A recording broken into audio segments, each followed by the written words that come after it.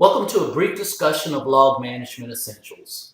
Knowing the essence of log messages, what and when to log, the information that must be in the logs, who should have access to the logs, and how to protect the logs are foundational for cybersecurity. The primary audience for this talk are those who are technicians, who are charged with the operational uptime and security of digital information and the related systems. The secondary audience includes those who are responsible for related policies and supervisory of IT staff. The tertiary audience includes stakeholders on the periphery of management and staff.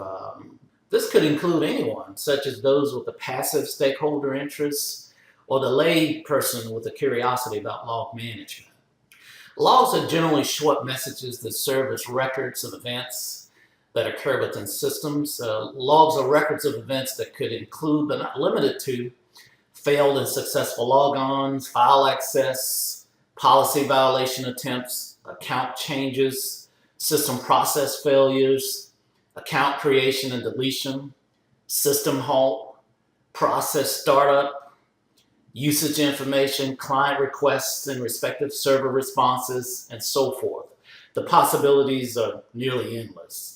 Such record messages could be generated by OS apps such as anti-malware, web proxies, firewalls, IDS, routers, switches, servers, APs, etc. Some reasons to collect and retain logs include audits, forensic analysis, establish baselines, be alerted of security incidents, fraud, operational issues, policy violations, discover short and long-term trends and problems, may be required by federal laws such as HIPAA, Sarbanes-Oxley, PCI, Federal Information Security and Management Act, may be required by other entities such as state laws, local regulations, or organizational policies. Log collection and storage can be problematic because of varying log details, the log format, and volume of events from multiple sources.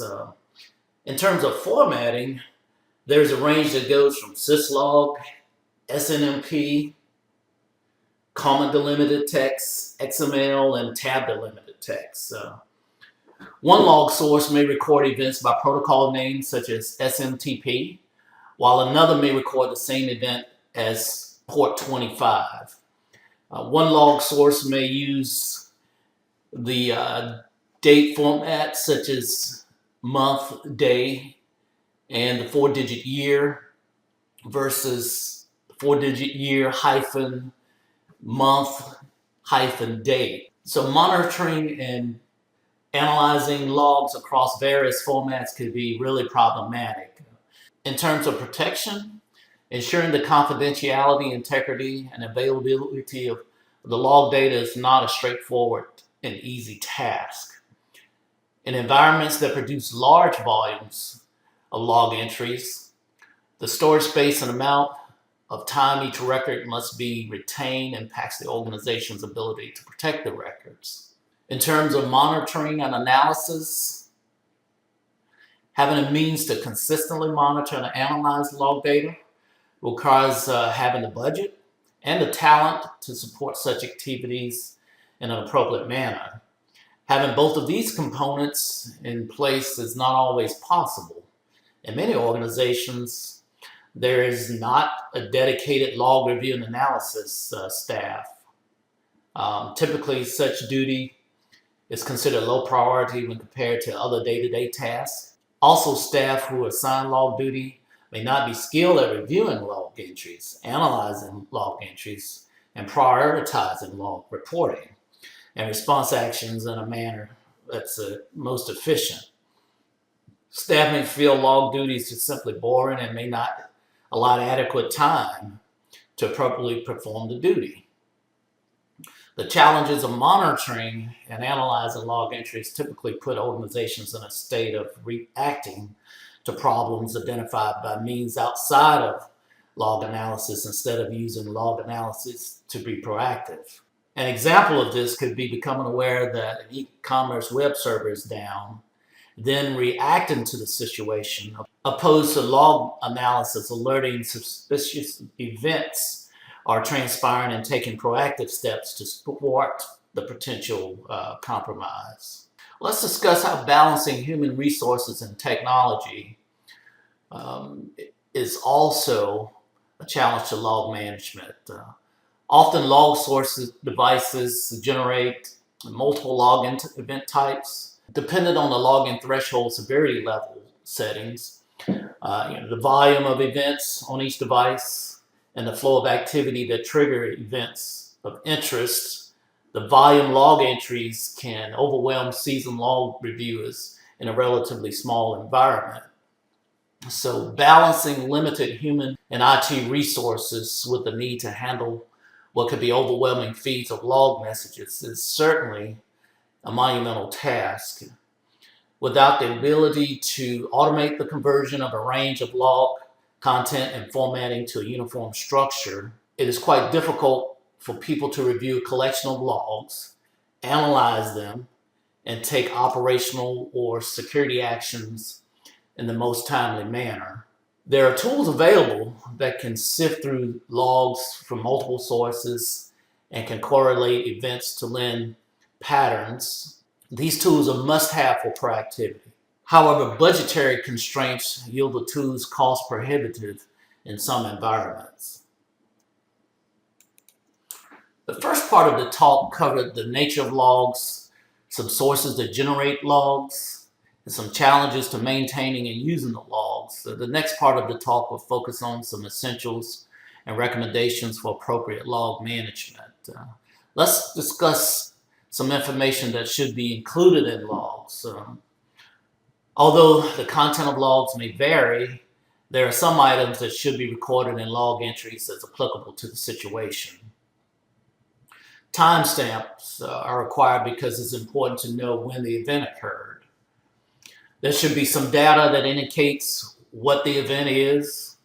For example, this could be reflected as status or error codes. The service, port, or application name should be displayed in the message. If possible, there should be a means to identify the users or objects related to the event. There has to be an identification of the source that generated the log, and this could be host name, IP address, terminal session ID, web browser, etc. Let's turn our focus to log protection. Logs are important for early discovery of patterns that indicate problems are about to occur. Also, logs are targeted by bad actors who see logs as a means of covering their tracks. Therefore, there has to be strong access controls that limit the user accounts that can access the logs. Aside from a hacker attempting to cover his or her trails, the person who has access to the logs will see information such as error codes, crash statuses, usernames, or other internal information that can be used to exploit the environment. As mentioned before, log access should be limited. In addition to granted access to key admins or SIEM for monitoring and analysis, the log should be accessible to the incident response team. Since logs should be forwarded from sources to central collection and storage for treatments such as monitoring, analysis, and alerting, there must be some sort of means to secure the logs in flight to prevent eavesdropping and hijacking. There must be some controls in place to maintain the confidentiality, integrity, and availability of the logs when they are at rest. This includes while at rest on the initial source as well as the aggregator. There should be routine log backup and replication activities to ensure the logs are available when a response is required. Also, logs availability should be a focus of the disaster recovery and business continuity plans. Ideally, logs for the most recent 30 days should be readily accessible. However, older logs may be relegated to less expensive, slower access archival systems. Depending on the organization and its requirements, there should be a formal log retention policy that addresses log storage that will support operation activities, security responses, and legal actions. Another point that I want to make about log storage is that backups must be protected too. This includes logs in transit to backup locations. Logs make great breadcrumb trails that lead to appropriate operational and security responses. However, if all of the devices that generate logs do not have synchronized clocks, relying on logs to produce breadcrumb trails may lead to misdirection and ultimately delayed responses. For example, let's focus on the graphic in the slide. When determining a sequence of events that are related to a server breach, the firewall log timestamp indicates that the server breach occurred at 12:01 p.m. and the server log timestamp indicates that the breach occurred at 11:59 a.m. when in actuality, the external attacker breached the firewall before exploiting the web server. Therefore, it's extremely important to ensure that all devices within the environment have the means to periodically synchronize to an accurate central time source. When logs have reached the end of the retention period specified by law, regulation, or the organization's policy, they should be disposed of in a process that is consistent with the disposal of other sensitive information. Just as with other areas of digital information procedures and guidelines, there should be a policy that governs log management. There should be some details about which hosts must generate logs and which events must be captured. The policy should also address how often and how logs should be transferred, including out-of-band methods for standalone devices. How logs should be rotated and the methods to ensure the integrity of the log should be specified. Importantly, the policy should specify how and how often the log should be analyzed and what to do when an issue is identified. As mentioned earlier, some of the challenges of appropriate log management is not having the ability to balance staff against the need to sift through and analyze mountains of logs and use the data as leading indicators for issues.